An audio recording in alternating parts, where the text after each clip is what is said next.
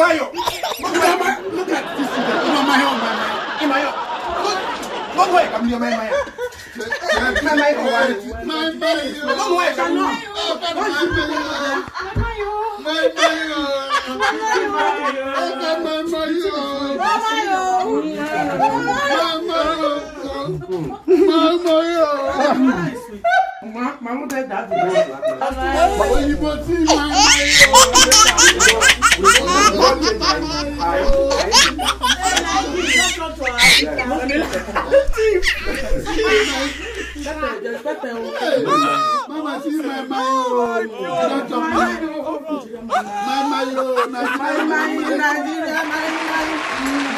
Mama,